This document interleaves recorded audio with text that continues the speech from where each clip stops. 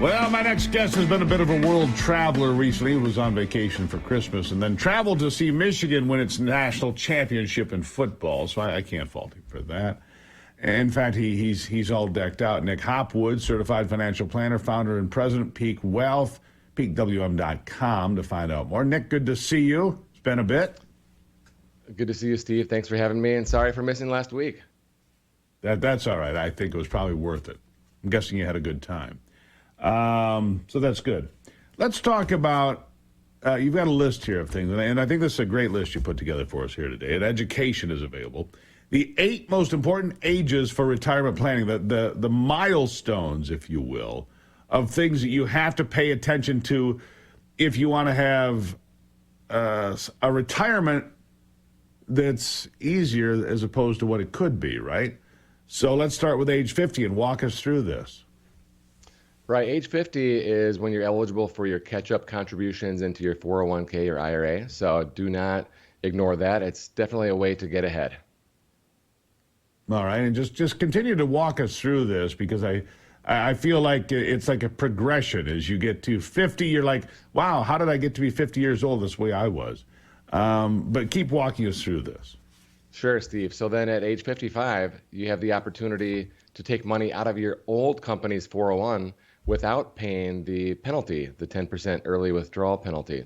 So that's something that a lot of people are not familiar with, age 55. A lot of people are familiar with age 59 and a half, which is when you can take money out of your IRA without a 10% early withdrawal penalty. And then we get to age 62. Most people are also familiar with the earliest date that you can take Social Security. And maybe most importantly, age 65 in today's environment with healthcare costs is Medicare.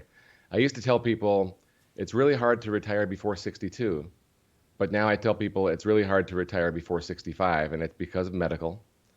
And that at age 67, it's our normal retirement age for Social Security. That's where you can work full-time and collect Social Security without any penalty. And finally, age 70 and 73. 70 is the last opportunity to it's when Social Security stops rolling up, so there's no more incentive to delay. And 73 is when your required minimum distributions begin from your retirement accounts. Right. I want to back up to 65 here for a moment, Medicare. The reason being is if you're self-employed like I am, like Ivy and I both are together here, the medical coverage, look, we're paying for it anyway. So we've already, folded that in. It's already baked in, if you will. It's not going to be the shock to the system it is if you're leaving a company and have to start paying your own medical coverage. That's a big difference, a distinction, isn't it? It is, and you might be paying $2,000 a month right now for your coverage, Steve, with a high deductible, which is just the way it is. But a lot of families, they're not used to seeing that $2,000 a month premium, and maybe they're only paying $300 or $400 because the employer is contributing the rest, and then the employer goes away. So it is a shock to the system, as you say. All right, so we've got for those of you that are following this on television, more graphics. You've got a visual to show the gap in the income between the salary and Social Security, required minimum distributions, and so forth. Tell us of what you've got here. Yeah, I found this chart, this simple graph on Twitter. I've been trying to explain this concept for over 20 years, but this is the best visual I've seen, so I wanted to share it with your viewers. But it ultimately is thinking about the concept of, when you stop working, your salary, your income goes away, and then there could be a gap between Social Security and your required minimum distributions. And so how are we going to fill that gap? And most of us are just simply going to make IRA withdrawals because we've been trained for our entire career, max out your 401, put as much into your 401 as you can.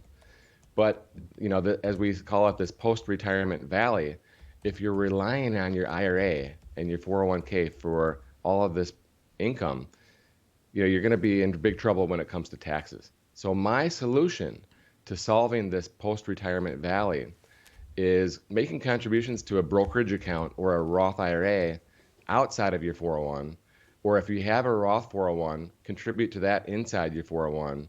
The key is to have tax benefits and tax choices when you're done working. Yeah. I look at the, and one of the other things I want to ask you about here, because I want to go back to what you're saying about 62 is when you can first take Social Security, potentially 70 is when you're maxed out.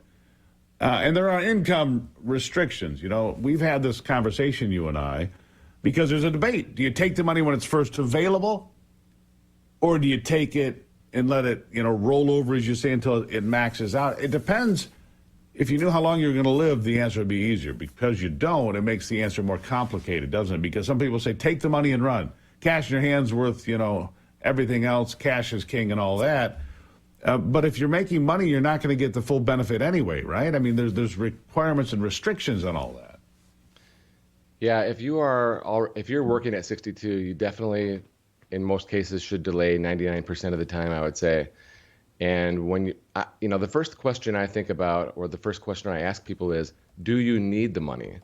And if you're working, the answer is probably no. But even if you are retired, the answer to that question might be yes, I do need the money.